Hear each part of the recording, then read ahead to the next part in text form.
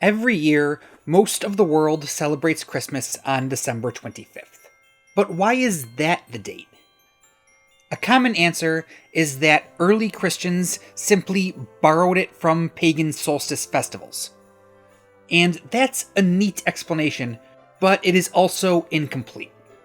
The story of Christmas is not one of simple replacement or imitation. It's a story of how early Christians understood time itself, how sacred events were believed to echo one another across the calendar, and how meaning was drawn from symmetry and calculation. Christmas did not emerge overnight.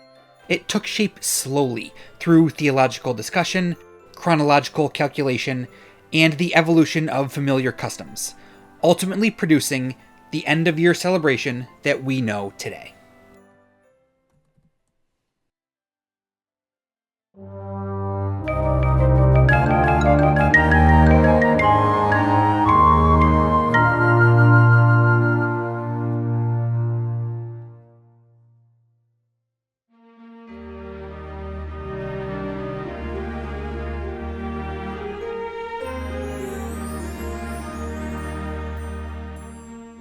Many ancient cultures marked the winter solstice with annual celebrations meant to lift people's spirits. This was the bleakest part of the year. It was cold and dark, crops were no longer growing, travel was difficult, and disease was spreading easily. But once the solstice passed, the worst of winter was behind them, and the days would slowly begin to grow longer once again.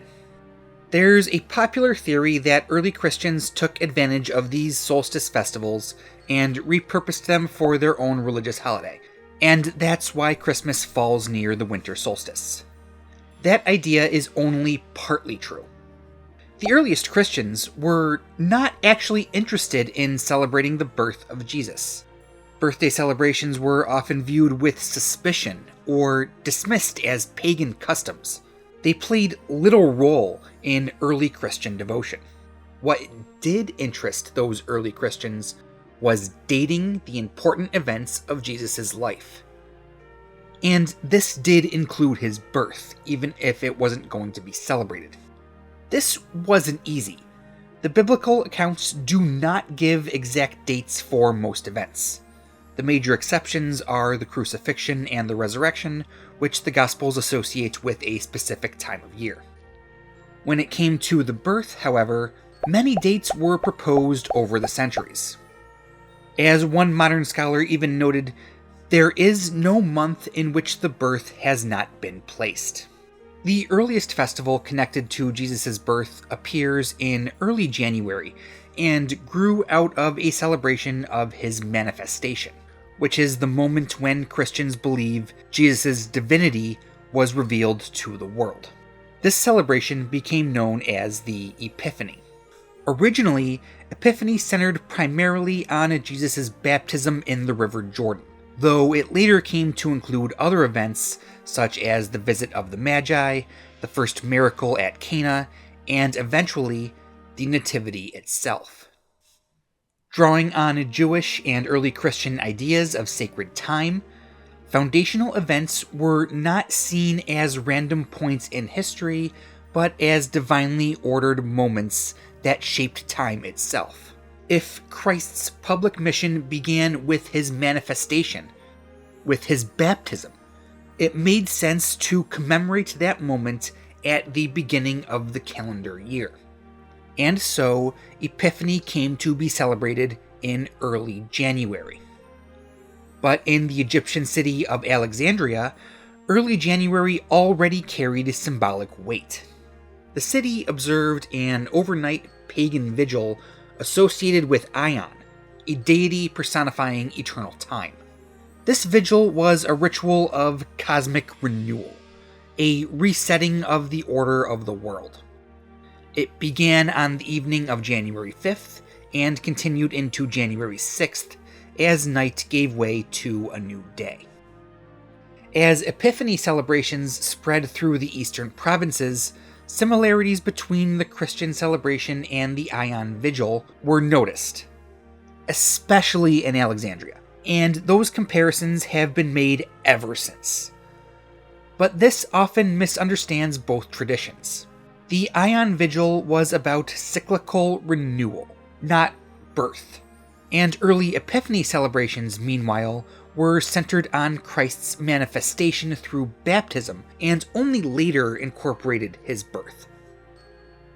Some of the confusion stems from early Christian writers themselves.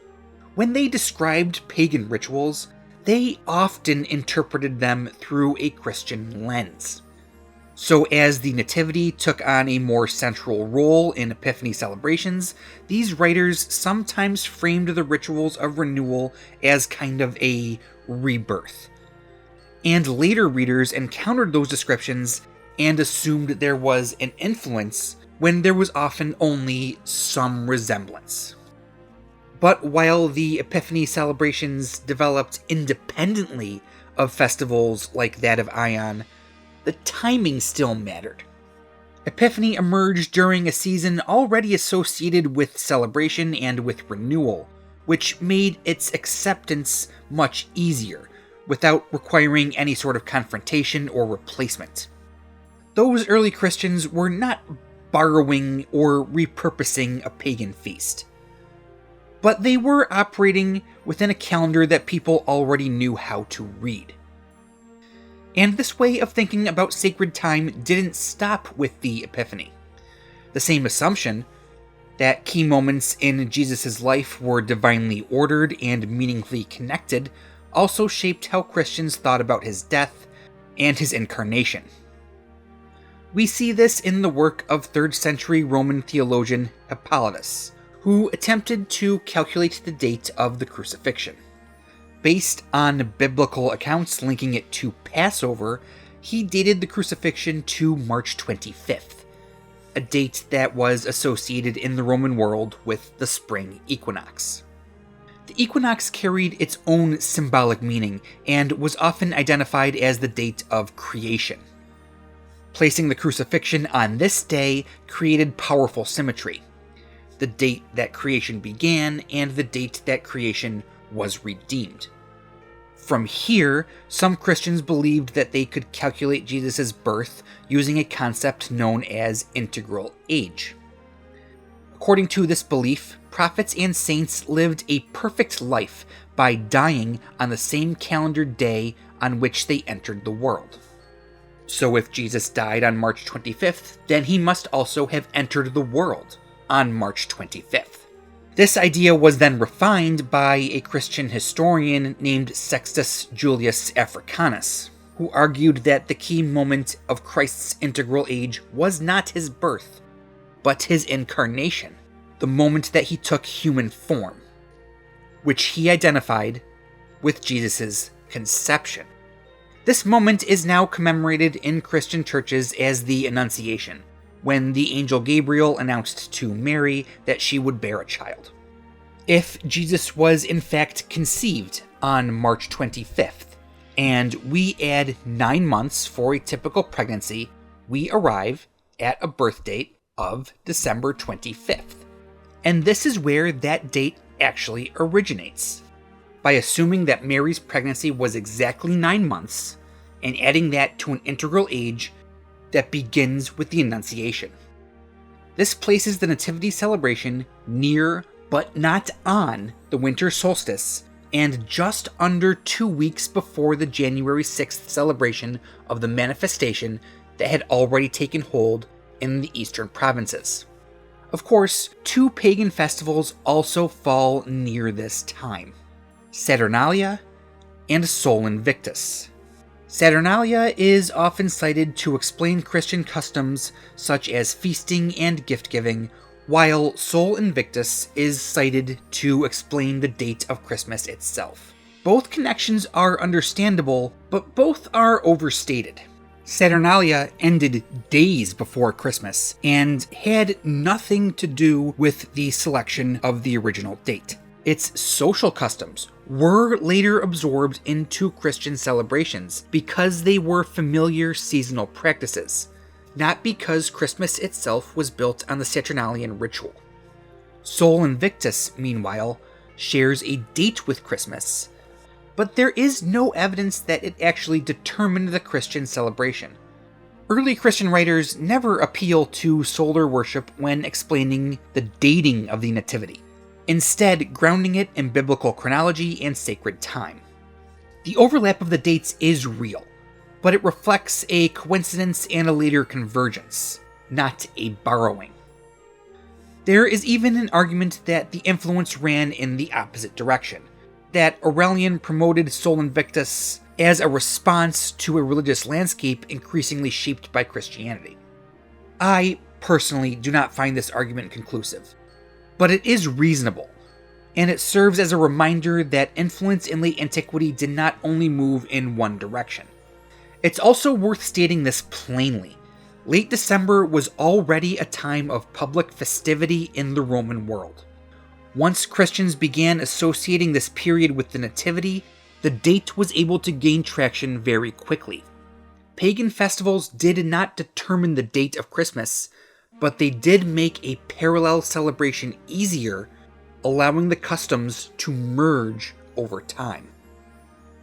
As Christianity spread and gained legal recognition, many converts came from Roman backgrounds where winter celebrations were normal, and older habits naturally continued. And by the 4th century, there was also a growing emphasis on Jesus' birth itself for two major reasons. First, increased Roman participation made birthday celebrations less controversial. These later converts did not have the same squeamishness about birthdays that the early Christian fathers did. But secondly, there were intense theological debates over the very nature of Christ, whether he was created or eternal, fully divine or something less. And this gave new significance to the fact that Jesus was actually born. The Nativity in the 4th century was becoming a statement about how Jesus' divinity and his humanity were united. And at the same time, the church itself was becoming more centralized. Roman emperors became increasingly involved in church affairs throughout the century and pushed for unity across the empire. Yet the birth of Christ was being celebrated on different days. December 25th in the West, due to the influence of Rome, and January 6th in the East, due to the influence of Alexandria. In 379, Constantinople joined Rome in celebrating Christmas on December 25th. With the two imperial capitals aligned, it was only a matter of time before the rest of the empire followed. This transition took time. Jerusalem celebrated on January 6th until the early 5th century, and Egypt, led by Alexandria, held out until the middle of that century. But the connection to January 6th never disappeared. Nativity scenes, for example, almost always depict the Magi, figures that belong to the Epiphany rather than to December 25th. More subtly, the structure of the season preserves the older calendar. From December 25th until January 5th, there are 12 days of Christmas, culminating when a new feast begins on the Epiphany. Christmas was not originally a standalone single day on the calendar. From the beginning, it belonged to a longer sequence, linking the celebration of the Nativity with the celebration of Christ's manifestation. Even after December 25th became the dominant date, the older January 6th framework continued to shape how the season was structured and understood. The festival itself took form gradually. Over the centuries, Christians debated and calculated how the events fit in with sacred time. It was not invented all at once, nor was it designed as a rejection of or a replacement for existing pagan festivals. It grew out of early Christian habits of thought about chronology and symbolism and who Jesus Christ was believed to be. That slow development is what gives the season its depth. The modern Christmas carries the imprint of many places and generations, layered and merged together. What emerged was not a single moment, but a shared season, one shaped by memory and ritual and expectation, even as belief and practice continue to differ from one community to another.